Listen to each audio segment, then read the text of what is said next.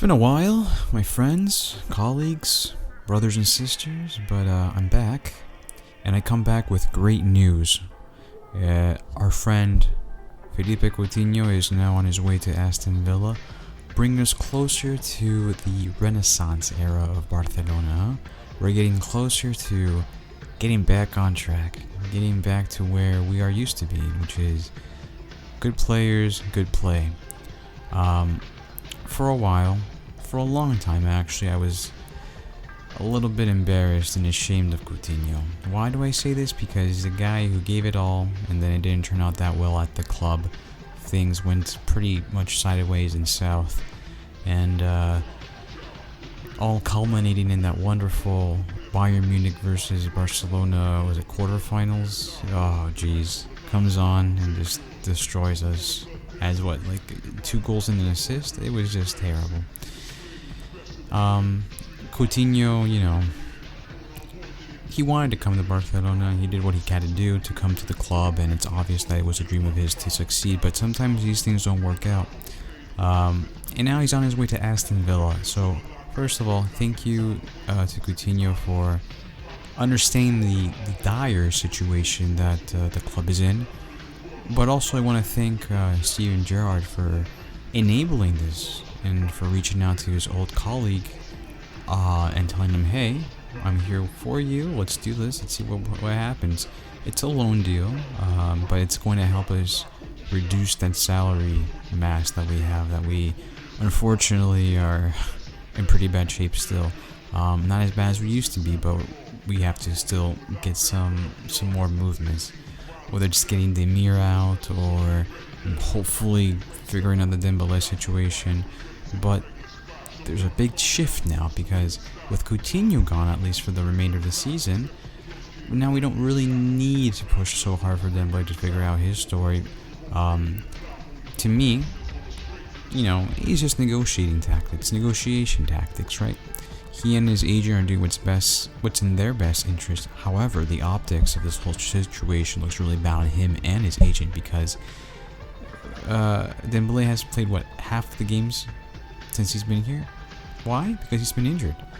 So it gives a very strange signal that you have a player here who supposedly is in love with the club, but he's not doing things that reflect that.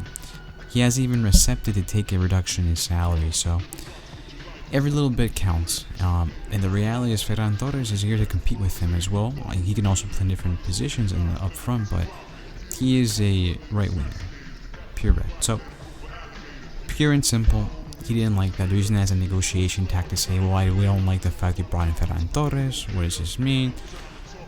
Whatever happens, obviously. To me, best case scenario is we sell Dembele and call it a day. Call it a freaking day, because if we renew him, we don't have any guarantee that he's going to stay fit. We have no guarantees. No guarantees whatsoever.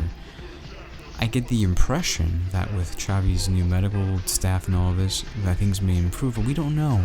It's too much of a risk, and I would say, hedge your losses now. Get something out of him.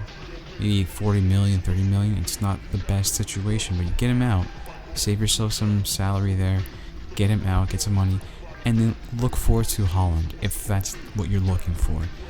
To me, though, I think that there's a big shift in terms of what creates a positive group dynamic now. And I think Xavi and his team realizes that, and I think most Barcelona fans also realize this.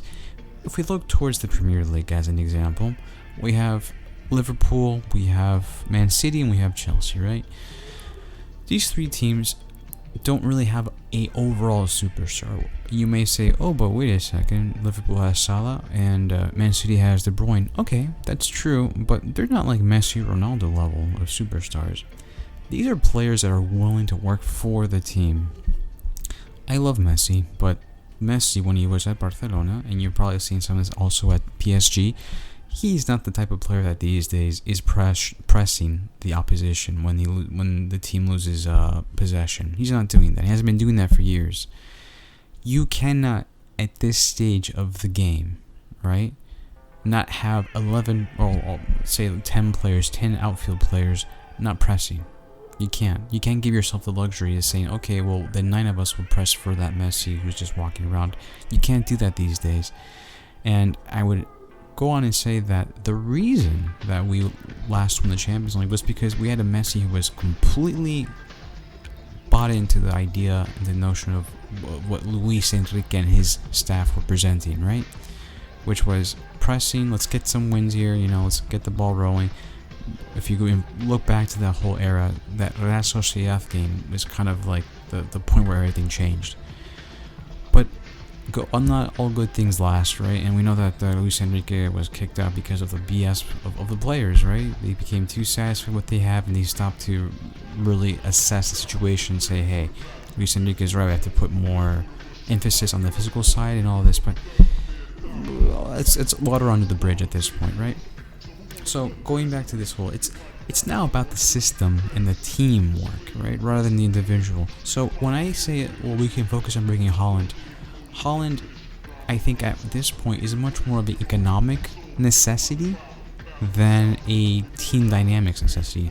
Yeah, it's kind of contradictory, you may say. How does that work? Well, the only way that we can really get out of this rut, right? The only way, and when I mean rut, the financial situation that Barcelona is in, the only way we can really get out of this is if we get Haaland, because he will sell a lot. And I think Florentino Perez and Joan Laporta understand this. Florentino Perez will go for Mbappe, Barcelona will go for Haaland. Why? Because the La Liga needs that rivalry. People will tune in to see Barcelona versus whoever, and Real Madrid versus whoever, to see Mbappe versus Haaland. And we need that. La Liga needs that. It's the only way. The superstar power still commands that, and the league, La Liga now, to me, is very competitive, more so than ever before. I would think that now it's a much more level playing field, and if you were to bring these two assets, these two players to the league, it's only going to improve it overall. The whole CVC investment from all this, there's a lot of things still floating there that can bring much more money to the league and be able to compete with the Premier League. I made videos in the past about the Super League, but the reality of the situation now is that the Premier League is essentially the Super League now. Why? Well, it's simple. You have all these rich guys and country estates, right, like your Qatar, etc., buying these clubs. They're injecting a ton of money into these clubs. Essentially, you're gonna end up with like, was it like the top 6, right? The big 6 at the Premier League. Well, let's see. It was Manchester United, Manchester City, Liverpool, Arsenal, Tottenham. Who am I missing? Chelsea, right? Now you're gonna add Newcastle to that, and I think Aston Villa has new buyers, and I think possibly West Ham, right? So that's 9. That's crazy. But that's good too, because you're going to have a lot of competition, but essentially you're getting a Super League in that sense. So people sometimes don't really see understand like the Trojan horse. They don't see the full picture of what's going on, but the Premier League now is essentially a Super League, and the only way the other leagues can compete with this is if they either come up with their own Super League, whether it be the other leagues together, or they do what Barcelona and Real Madrid trying to do is pull in still what's the young talents, right? And set up the league for the next 10 years or so, where you have Mbappe versus Haaland. And it's the only way these two will kind of be able to get that Ballon d'Or. I mean, look at the pool that Messi still has within the press. Like, he was able to win his 7th Ballon d'Or. Like, that's crazy. And I wouldn't say that last year was an exceptional year for him, and for his standards, but still, Messi's Messi, right? A bad year for him is an exceptional year for a regular player. So there's a lot of stuff going on, a lot of moving parts. To me, it seems that it just gets much more exciting every day, because I would say, also to add to all this conversation, Mateu Alemany, this guy, sporting director, like, good lord, he is probably the best asset in Joan Laporta's team and overall Barcelona, because what he's doing, he's a miracle worker. We got Ferran Torres, we got Coutinho out, like, Gavi, like, there's all these things happening, and the future looks very bright and promising.